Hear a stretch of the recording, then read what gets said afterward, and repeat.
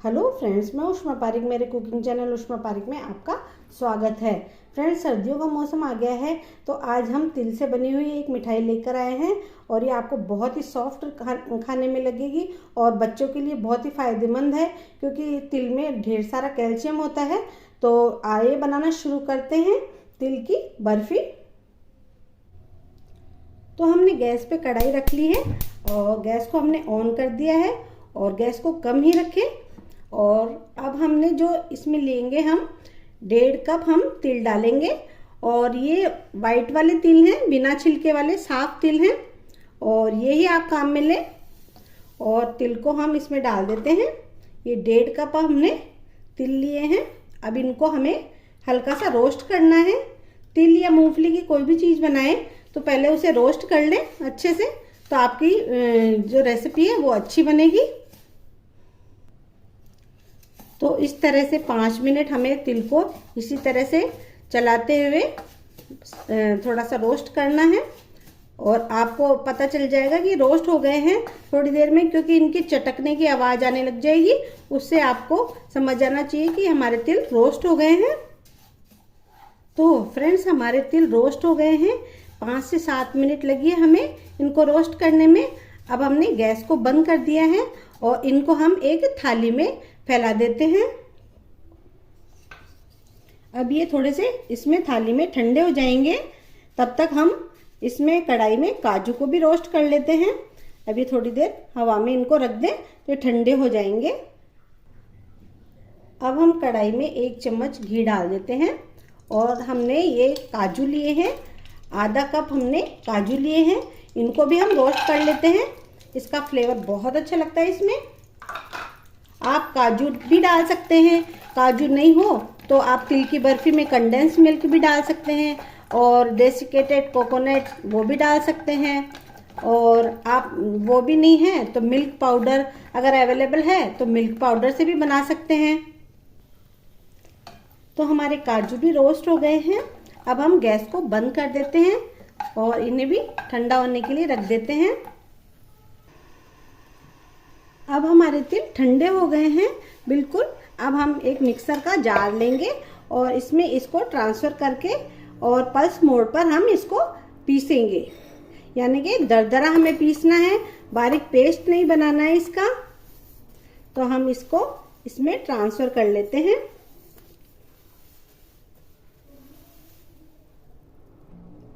अब हमने इसको मिक्सर के जार में डाल दिया है और रुक रुक कर हमें मिक्सर को चलाना है। तो हमने मिक्सर में इसको दरदरा पीस लिया है। देखिए इस तरह से ये थोड़ा मोटा मोटा रहना चाहिए।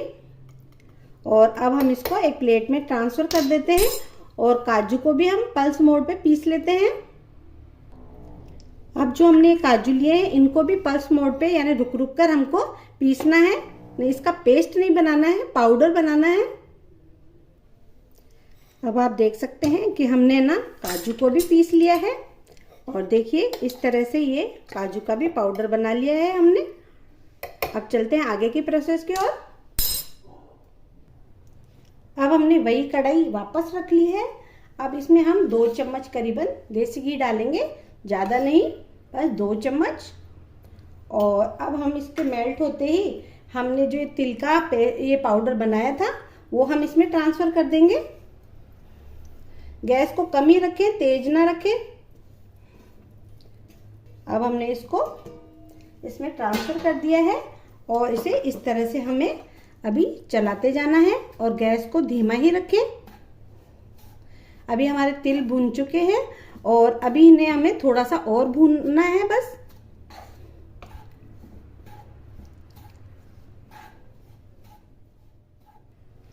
तो हमारे तिल भून चुके हैं। अब इसमें हमने जो ये काजू का पाउडर बनाया था वो हम डाल देंगे। ये है 2/3 कप काजू का पाउडर, इसमें हम डाल देंगे। आपके पास काजू नहीं हो तो आप इसे कंडेंस मिल्क या नारियल के बुरादे से भी बना सकते हैं और मिल्क पाउडर से भी बना सकते हैं और मावे से भी बना सकते हैं।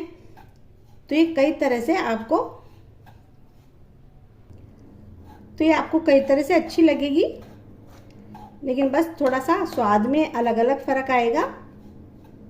और ये वास्तव में बहुत ही सॉफ्ट बनती है और बहुत ही टेस्टी लगती है। और आप देख रहे होंगे कि जल्दी भी बन जाती है और ज़्यादा इंग्रेडिएंट की भी आवश्यकता नहीं है। तो हमारे तिल भुन चुके हैं। अब हम गैस को बंद कर देते हैं और चाशनी की तैयारी कर लेते हैं। अब हमने एक फ्राई पैन रख लिया है। इस पे हम एक बड़ा कप यानी जिस मेजरमेंट से तिल लिए थे उसी मेजरमेंट से हमने चीनी ली है। 1 कप हमने ये ले ली है और अभी आधा कप से थोड़ी सी कम हम इसमें और डालेंगे, यानी 200 ग्राम हमारे तिल हैं तो हमने 300 ग्राम शक्कर ली है। और अब इसमें हम उसी मेजरमेंट से उसी कप से हम पानी डालेंगे, 1 कप और ये आधा कप। और अब हमें इनकी चाशनी बनानी है। और चाशनी कैसी बनानी है, ये एक तार की चाशनी नहीं बनानी, बिल्कुल बस इतनी हो जाए कि चिपचिपी लगने लग जाए तो हमारी चाशनी तैयार हो जाएगी। हमने इस चाशनी को बनाने के लिए जो मेजरमेंट तिल का लिया था उसी मेजरमेंट से हमने 1.5 कप हमने शक्कर की ली है और 1.5 कप ही हमने पानी का लिया है। और बस अब हमें इसे चलाते हुए इस तरह से बस चलाते हुए रखना है। बस ये 5 से 7 मिनट में ये तैयार हो जाएगी बनके। जब तक हमारी चाशनी तैयार होती है तब तक हम इसको, हमारी ये जो ट्रे है इसको ग्रीस कर लेते हैं। आपके पास ऐसी ट्रे हो तो इसमें भी जमा सकते हैं, नहीं किनारे वाली थाली हो उसमें भी जमा सकते हैं, नहीं तो कोई प्लास्टिक का टिफिन हो थोड़ा ठंडा करके उसमें भी जमा सकते हैं।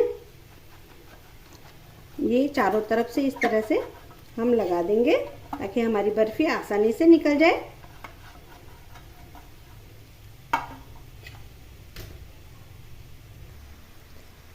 तो आप देख सकते हैं हमारी चाशनी में बबल्स आने लगे हैं और ये लगभग 5 मिनट बाद तैयार होने वाली है। इसे इसी तरह से चलाते जाएं। तो लगभग हमारी चाशनी बनके तैयार हो गई है।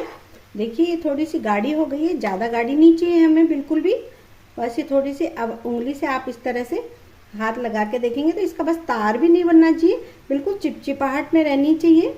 इस तरह से आप ऐसे हाथ से देख सकते हैं ये चिपचिपी हो रही है, इसका मतलब ये बिल्कुल बनके तैयार हो गई है। अब गैस को हम बंद कर देते हैं। अब हम नेक्स्ट स्टेप पे चलते हैं। अब हमारे ये जो तिल रोस्ट किए थे हमने और इसमें जो हमने काजू डाले थे, अब इसको हम ये थोड़ी सी जो हमने चाशनी बनाई है वो थोड़ी थोड़ी, गैस बंद ही है अभी, थोड़ी थोड़ी चाशनी इसमें डालते जाएंगे और इसको मिक्स करते जाएंगे। अभी आप गैस को चालू ना करें, बस इसी तरह से इसको मिलाएं। और अब थोड़ी सी चाशनी और डालेंगे और फिर इसको मिलाएंगे। इस तरह से कंटिन्यू इस तरह से चलाते जाएंगे। और अब थोड़ी सी चाशनी और डालेंगे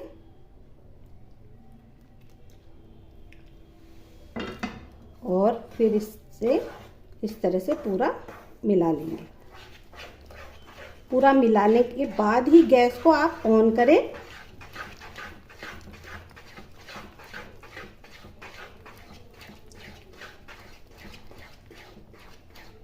बस हमें इतनी ही चाशनी की रिक्वायरमेंट है। थोड़ी सी चाशनी हमारी बच गई है तो ये हम और किसी चीज़ में भी काम में ले सकते हैं। तो अब हम गैस को ऑन कर लेते हैं और इसे कम आंच पे इसी तरह से चलाते जाएंगे जब तक कि ये पैन को छोड़ नहीं दे। तो कम से कम इसे हमें 10 मिनट तक इसी तरह से चलाना है। तो देखिए हमें 5 मिनट ही हुई है इसे चलाते हुए कंटिन्यू, और आप देख सकते हैं थोड़ा गाढ़ा गाढ़ा होने लगा है और ये फ्राई पैन को भी छोड़ने वाला है।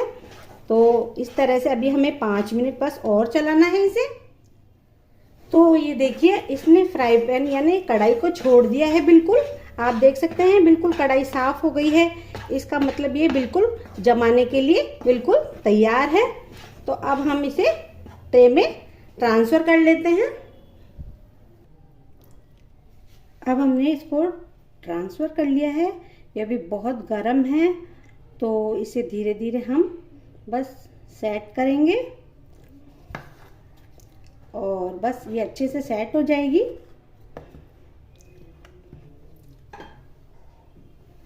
और इसे टैप कर दे थोड़ा सा तो इसकी एयर निकल जाएगी। और बस अब हमारी ये बर्फ़ी लगभग तैयार हो चुकी है। अब इसे हम 2 घंटे तक इसी तरह पंखे की हवा में रहने देंगे, फिर इसके हम पीसेस काटेंगे। तो फ्रेंड्स 1 से 1.5 घंटा हमने इसको पंखे में ठंडा कर लिया था। अभी थोड़ी टाइट हो गई है। इस स्टेज पे हम इसके पीसेस कट कर लेंगे, नहीं ज़्यादा हार्ड हो जाएगी तो पीस नहीं कटेंगे, इसलिए पीस काटना हो तो आप पहले ही काट लें। और अभी इसको आधा घंटा सेट होने के लिए और रखेंगे हम। अभी देखिए अभी तो इसके पीस आसानी से कट जाएंगे, बाद में ये हार्ड हो जाती है।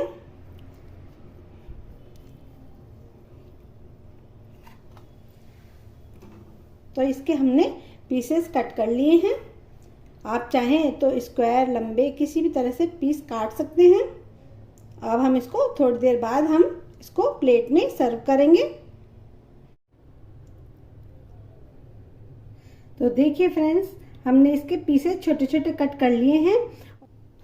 तो फ्रेंड्स ये बर्फ़ी आपको कैसी लगी प्लीज़ हमें ज़रूर बताइए। अच्छी लगी है तो लाइक एंड शेयर करना ना भूलें। मिलती हूँ अपनी नेक्स्ट रेसिपी में, तब तक के लिए धन्यवाद।